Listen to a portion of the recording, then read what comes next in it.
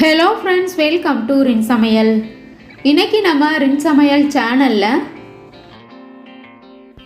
ஒரு உருளைக்கிழங்கு 1 கப் கடலை மாவு போதுங்க உருளைக்கிழங்கு பஜ்ஜி செய்ய. டீ கடையில் வாங்கி சாப்பிட்றது மாதிரி டேஸ்ட் அப்படியே இருக்கும். ஈஸியான ஸ்நாக் ரெசிபி. ஈவினிங் ஸ்நாக்குக்கு இந்த பஜ்ஜியை சட்டுன்னு ரெடி பண்ணிடலாம். இந்த டீ கடை உருளைக்கிழங்கு பஜ்ஜி மொறுமொறுன்னு இருக்கும். சமையல் சேனலை சப்ஸ்கிரைப் பண்ணிக்கோங்க. பக்கத்தில் இருக்க ஆளுன்ற பெல்லைக்கான கிளிக் பண்ணி வச்சுக்கிட்டிங்கன்னா நான் போடுற வீடியோ உடனே உங்களுக்கு நோட்டிஃபிகேஷனில் வந்துடும். பஜ்ஜி செய்கிறதுக்காக மீடியம் சைஸில் இருக்க சின்ன உருளைக்கிழங்கா ஒன்று எடுத்திருக்கேன்.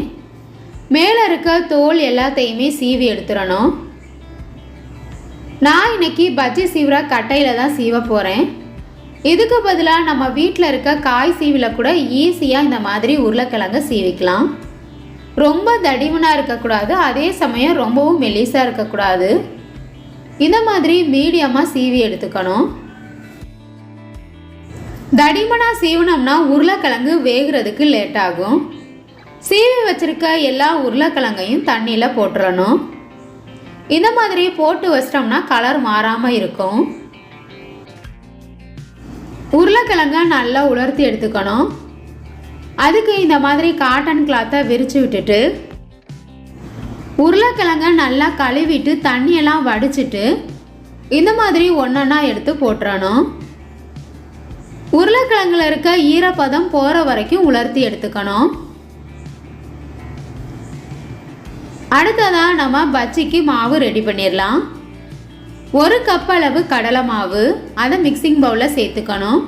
காரத்துக்காக 1 ஸ்பூன் அளவு மிளகாய்த்தூள் சேர்த்துருக்கேன். தேவையான அளவு உப்பு, 1 ஸ்பூன் அளவு இஞ்சி பூண்டு பேஸ்ட்டு சேர்த்துக்கணும். இது கூட அரிசி மாவு 2 ஸ்பூன் அளவு சேர்த்துக்கணும்.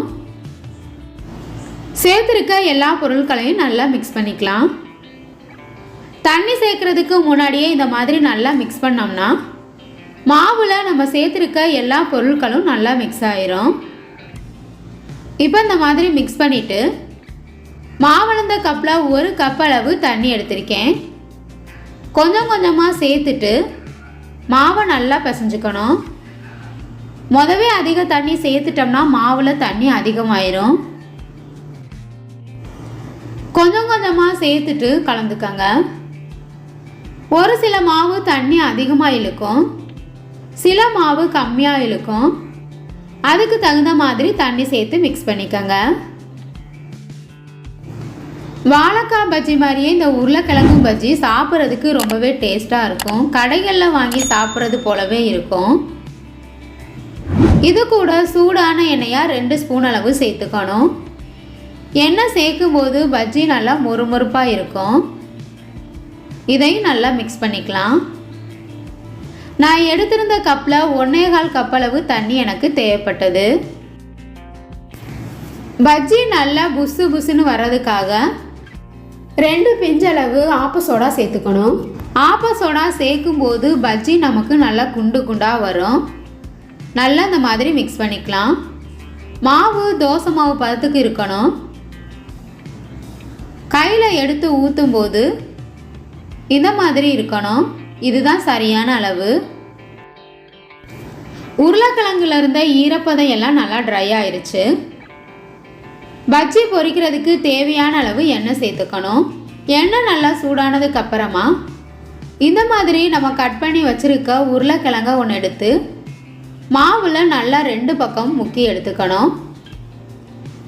இந்த மாதிரி நல்லா முக்குனதுக்கு அப்புறமா எண்ணெயில் போட்டுடலாம்.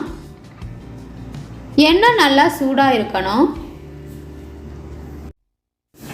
ஒரு பக்கம் லைட்டாக வெந்ததுக்கு அப்புறமா அடுத்த பக்கம் திருப்பி விட்டுடலாம். அடுப்பை மீடியம் ஃப்ளேம்லேயே வச்சு பொரிச்சுக்கணும். அப்போ தான் பஜ்ஜி உள்ளுக்குள்ளே நல்லா வேகும்.